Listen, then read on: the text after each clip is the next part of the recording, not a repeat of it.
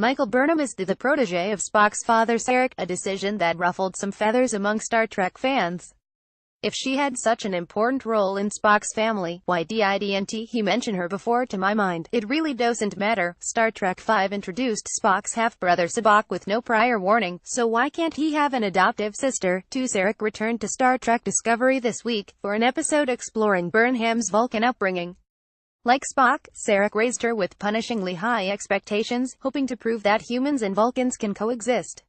She achieved top grades as a Vulcan student, but was rejected by the Vulcan exploration fleet, something she saw as a personal failure.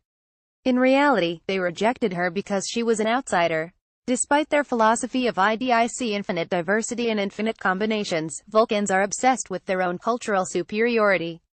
As Spock discovered firsthand, this is the defining hypocrisy of the logical Vulcan mindset. Sarek, Vulcan's worst dad. Discovery has cleverly integrated Burnham's role into Spock's backstory, without interfering with existing canon. You can already sense how she influenced his life, even if they weren't close. She followed the path assigned by Sarek, yet failed because she was human. Meanwhile Spock, who is a few years younger, grew up to rebel against his father. Facing bigotry against his half-human heritage, he abandoned Vulcan to join Starfleet, and feuded with Sarek for the rest of their lives. It feels right for Burnham to resolve this conflict more easily than Spock. As Sarek's biological Vulcan child, Spock could never escape Sarek's expectations. Burnham, on the other hand, was originally raised by human parents, and went on to have Captain Georgiou as her mentor. She has more freedom to confront Sarek's flaws as an adult, ultimately deciding that a wholly Vulcan path is not for her. Photo via Star Trek Discovery. When Sarek's shuttle is sabotaged on a diplomatic mission to the Klingons, Burnham senses his distress. She, Tilly, and new crew member Ash Tyler mount a rescue mission, with Burnham using the psychic link we saw in Episode 2. The result is an unconventional family therapy session, with Burnham visiting a painful memory from their shared past. In his delirium, Sarek relives what Burnham saw as a life-changing failure: her rejection from the Vulcan Expeditionary Group. She assumes that Sarek remembers this day with similar bitterness, but then Tyler makes an interesting observation. He points out that when people are dying, they don't think about other people's failures, they think about their own regrets. Sarek regrets something about Burnham's departure from Vulcan, and it's a perfect encapsulation of his fallibility as a parent. Rather than refusing Burnham outright, the Vulcan Expeditionary Group gave Sarek a choice. They'd accept one of Sarek's non-Vulcan children, but not both. So Sarek picked Spock, who eventually turned it down and joined Starfleet instead. Sarek allowed Burnham to believe she was at fault, and she finally gets some closure when he tells her the truth. She is not a failure, and Sarek isn't always right. Photo via Star Trek Discovery. Discovery's Sarek is smug and largely oblivious to his own failings, viewing fatherhood as a benevolent dictatorship. He's a fascinating character, with one caveat. This episode introduced his wife Amanda Grace and Mia Kirshner, and her role was pretty underwhelming. Overshadowed by Spock and Sarek throughout the franchise, she deserves more than a cameo as supportive mom. What kind of person marries an alien and joins him, alone, on his inhospitable home planet? We don't really know, and Discovery is an ideal opportunity to find out. I assume Amanda will return, but so far, this version has less personality than the vivacious, middle-aged socialite we met in the original series. This week on Captain Lorca Needs Therapy. While Burnham grappled with Sarek on the astral plane, Captain Lorca was busy doing what he loves best: manipulating people. Needless to say, I loved this.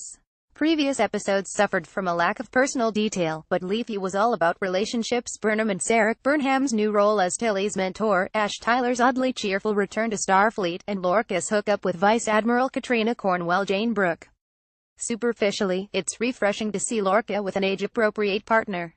God knows that's a rarity on TV. But beyond that, this was an interesting choice for Discovery's first sex scene. Cornwell is here to check up on Lorca's mental health, and while the two officers are old friends, there's an undercurrent of distrust in their conversation. Cornwell rightfully thinks Lorca is unfit for command, while Lorca will do anything to keep control of the Discovery. When they sleep together, it feels more like a power play than a tryst, and Lorca's plan backfires. Cornwell touches a scar on Lorca's back, and he flips out and points a phaser at her head. Solid proof that he's dangerous. Photo via Star Trek Discovery. We've only known Lorca as a ruthless and volatile military commander, but according to Cornwell, he wasn't always like that. He changed after the loss of his last ship, and Cornwell believes he's become too unstable to captain a ship. She plans to report him to Starfleet, but then a reprieve arrives from an unlikely quarter. After replacing Sarek on his diplomatic mission, Cornwell gets kidnapped by Klingons.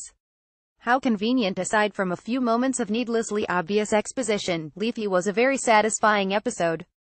It had a more comfortable balance between plot and casual scenes, including a charmingly old-school arc for Burnham and Tilly.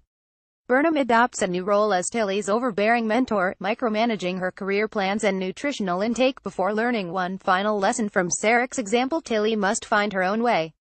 Meanwhile, Saru was left on the back burner, although we did get one rather ominous scene with Stamets. Following last week's DNA splice, he's gone through an abrupt personality change. Is he just feeling chipper because he made a breakthrough, or is it something more sinister? Either way, Stamets would not have used a word like groovy before. Ash Tyler's Spy Watch Episode 5 inspired an elaborate theory that Ash Tyler is a Klingon spy, and Lethe did nothing to allay my suspicions. There's something fishy about this guy. As Cornwell points out, Tyler shouldn't join the crew just 1 week after escaping Klingon prison. He spent 7 months being tortured, but now he's outwardly fine. He seems happier and more sociable than any of the other main characters, endearing himself to Lorca with his shooting skills, and to Burnham and Tilly by being a friendly, non-judgmental crewmate.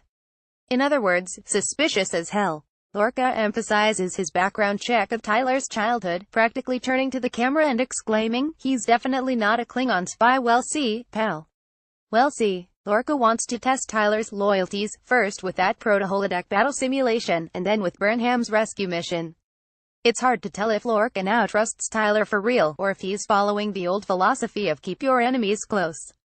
In the final scene between Burnham and Tyler, there's a cute little moment where she reintroduces herself as Michael Burnham, human, and Tyler doesn't respond.